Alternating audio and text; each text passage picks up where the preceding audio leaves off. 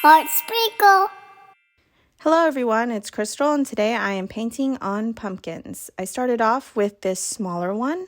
I was originally going to make it into a donut, but I decided to turn it into a cupcake because it was kind of tall, so it looked kind of funny as a donut. I was thinking a dark pink base with a light pink frosting, but looking at the colors together, I wasn't happy with it. I ended up going with a blue base and, of course, just making it heart sprinkle colors. For the stem, I was thinking it would be a cherry, so I painted it red. And here I am adding some yummy sprinkles. Only certain colors because these are my favorite colors for sprinkles. And I was looking at the shape of the frosting and I decided to actually change it with like little, I don't know what they're called, little arches there, just to make it look different from the wrapper. So I think the change in detail kind of helped it look more like a cupcake. Then I changed the stem into a dark pink because that red was just sticking out too much. So the picture that inspired me to turn this into a cupcake actually had roses on the wrapper. I saw it on Pinterest. So I decided this is a good opportunity to, draw my roses on here again. Now, it kind of was like extra, but I really love my roses and I liked that the cupcake that I was inspired by had those on there, so I just had to throw it on. I've been doing this line art style with the paint markers. I'm getting used to the paint markers. At first, I kept catching it on things, on whatever I'm painting on, and it would like flick the ink. So I kept treating it like a normal felt pen instead of like a paintbrush. But yeah, I'm really loving this style. I did it on my previous video for my pumpkin piece. I think I used it on all my pieces actually. But this drawing style specifically matches my candy like cluster pumpkin one, and I'm really loving that line art style, so I'm sticking with it for a bit. Still trying to figure it out because like with my roses, I like how it looks with the roses. It's not too much. I didn't do like the shading stuff in the roses because it's just too much going on. Like the lines alone on how plain I did the line work on the roses was already making it a little strong. So I decided to do the lines for the paper and just kind of randomly, just throwing the vertical lines down. And I decided last minute to try some like stippling. I did that off camera, by the way, because there's just a lot of dots and I wasn't going to torture you guys with just watching that. And random dots just spread throughout. I actually also added a heart sprinkle because I realized I didn't put a heart on here. So there it is. This is how the cupcake pumpkin turned out. Let me know if you guys like this one. This next pumpkin is the biggest pumpkin, and it was actually the hardest one to film, so please bear with me on this part. So I decided to make this one the crafting or create whatever pumpkin because I decided to put all the types of crafts tools that I like to do on there and all my favorite things. So yeah, I have a pencil, a crayon, some scissors, ruler because I like to draw and everything, cut stuff, paper, whatever. My crochet stuff, even though I haven't touched that in a while, and even my clay tools. So yeah, I was putting a base color, like for the metal of the scissors, I wanted to put metallic paint on.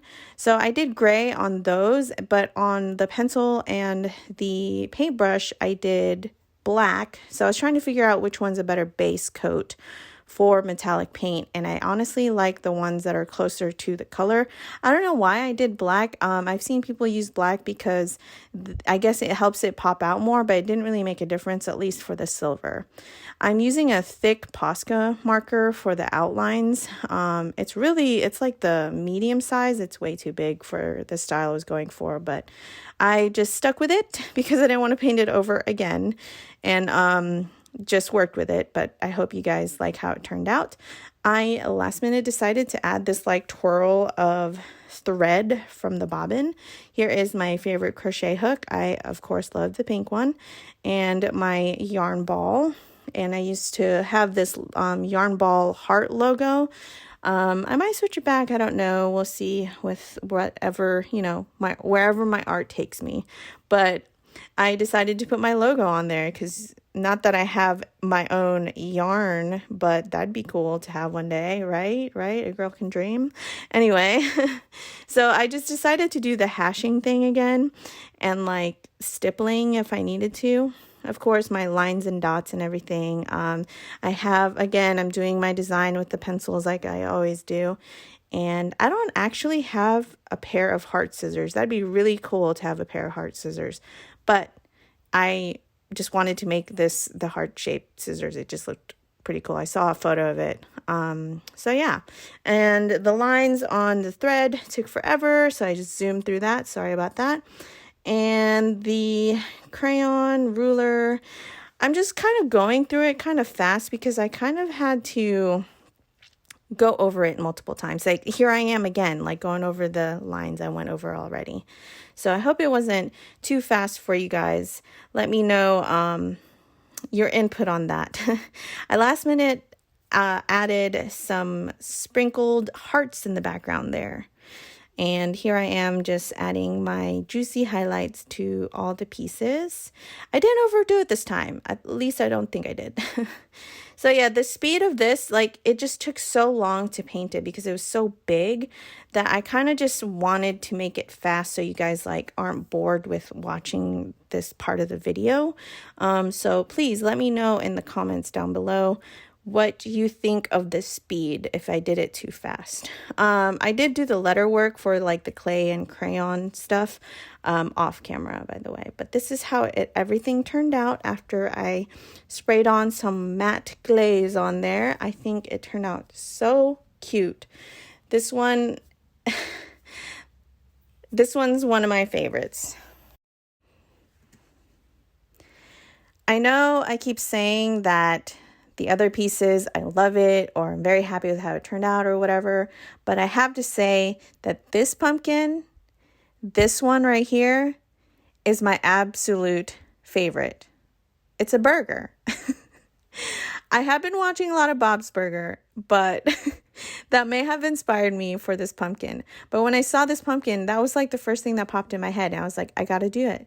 So let me know in the comments down below if I did a good job turning this pumpkin into a burger. So I was going for more of like a cartoony look. That's why like the colors aren't like realistic or super realistic or whatever. And they're more of just like a base color. The yellow is the hardest to make. I don't know what it is with the yellow paint, but it's super transparent. And it's like the only color I have to paint 5 or 6 layers of. It's really annoying. The tomatoes took a while for me to figure out because like I wanted to make it orange, but red, I don't know. I couldn't find the red orange tone that I really wanted, but I just stuck with this. The lettuce was a little hard to do. I knew I wanted it to be a light color, but like to give it some sort of detail, I added the dark green on there. So little random squiggles. Yeah. I was going for sesame seeds here. My daughter actually has a burger bun toy thing that has ginormous sesame seeds. And that's what happened here. I know they look like watermelon seeds that are supposed to be sesame seeds. But hey, this is cartoony, right? So I'm going to exaggerate the seeds. I'll just say that. So here I am just using the paint pen again. I'm loving this process because it's much easier than dipping my brush in. I only really like it for line art. It makes it easier and it dries faster. So random squiggles, still hard to do even with the line art. I tried hashing on the tomatoes there for like, I don't know, a shading effect. And actually off camera, I added more detail to the tomato itself on like the tops, because on the reference photo I was looking at, it didn't even have like the inner parts of a tomato detail on there. I don't know. But I'm just adding little squiggly lines to kind of give it some sort of shading or texture, I guess. So I'm really liking this style where I'm just using like lines to indicate texture of some sort. Still playing around with it, trying to figure it out. Stippling on the burger took forever. I did some of that off camera. I know I kind of zoomed through a lot of the detailing, but literally, guys, it's me just painting kind of slowly. And this was like the best way I could show you guys the process without skipping too much. But yeah, I hope that you guys are okay with the fast pace of the video, but please let me know in the comments if it's a problem. Oh, I did do it on camera, the little details. I think I just painted the actual details, like the colors I needed, off camera. But yeah, you know what I'm talking about, like the little squiggles and seeds of the tomato. It wasn't in my reference photo, so I kind of had to look up a tomato.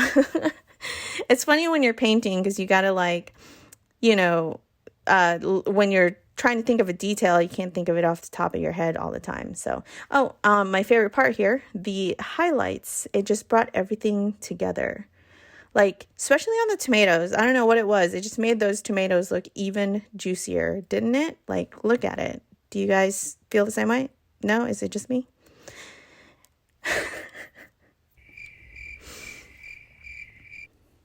This is how the burger turned out, which was actually in the background of my previous piece. I didn't even realize it till I was editing, but if you caught that, let me know. This is how it looks as if you're like about to eat the burger. So yeah, let me know in the comments down below which one was your favorite, and check out all my other pieces. Thanks for checking this video out, and I'll see you guys next week. Bye!